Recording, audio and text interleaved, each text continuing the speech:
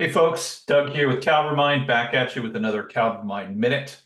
Guess what? We're on tip number 9, identify bottom of funnel bottlenecks. I've talked a fair amount about bottleneck identification, going through the planning process, talked a lot about top of funnel, mid funnel. I'm going to spend a little time on bottom of funnel, and I'm going to spend time in our funnels product to help you understand how to get this done with a marketing decision engine like CalRemind.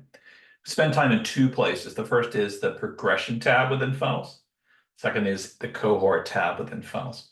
So color coding here, we have a beautiful lilac heat map. And all it is doing really is giving us a visual representation of conversion rates based on historical precedent. So if I'm doing really well from a conversion rate standpoint, that is dark purple. And if maybe we're lagging behind where we've been in the past, you're going to see this showing up as a lighter color purple. So quick eyeball in this, as I'm looking at this from a monthly standpoint. Again, I'm looking for those bottom of funnel bottlenecks. I don't have one. The way to think about this really is for the marketing bottom of funnel, it's going to be at that point between the handoff between marketing qualified and sales qualified and how that's transitioning over into sales accepted opportunities.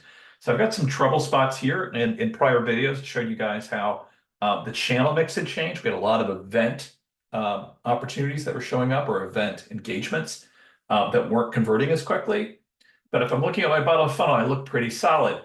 But I'll tell you what, let's go take a look here at June, and that was slightly below where I wanted to be. So we're going to go take a look at June of 2024, just to see if I can see any way towards understanding what's happening there. So right now I've got a view in to the core cohorts.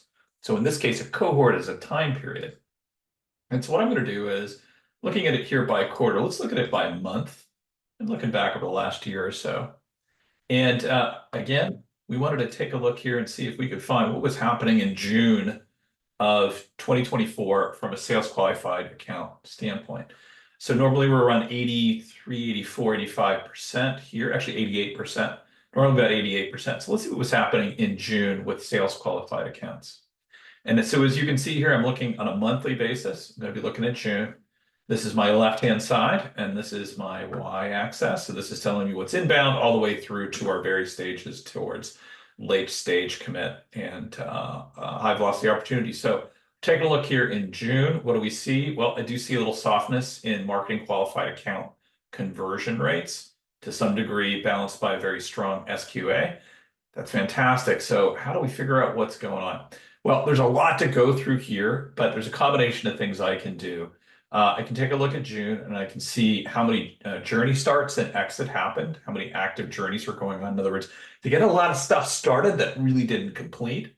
I can also parse this out and look at it in terms of what was happening by stage. Now, if you spend any time watching these videos, you know my favorite thing is the stage analyzer, because what it allows me to do is really get down in the weeds and slice and dice my pipeline. So what I'm going to do is take a look at MQAs. I'm looking for the last year or so. So my trouble spot was this year. So let's go take a look at the current year. And what I'm going to do is I'm going to look at that mix, if you recall, from June of 24. So here I am looking at my MQAs. I'm seeing, again, here was that trouble spot we talked about before, a lot of event activity that wasn't converting, fair amount of webinar activity that wasn't converting. Otherwise, looks really good.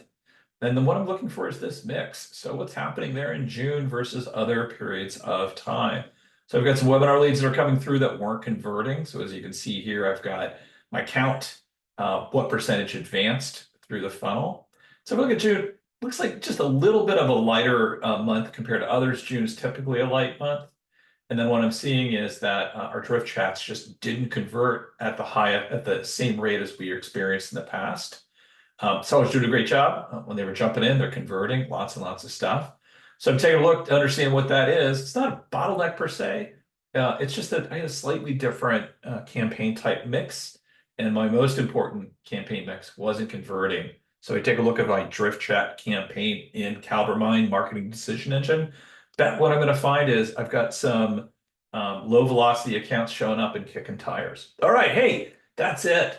The tip. Always check your bottom of funnel for bottlenecks. A couple ways to go about it. One is to take a look at progression. Other ways to look at a cohort section, or you can spend time in my favorite place, Stage Analyzer. All right, folks, thanks for spending some time with me again today.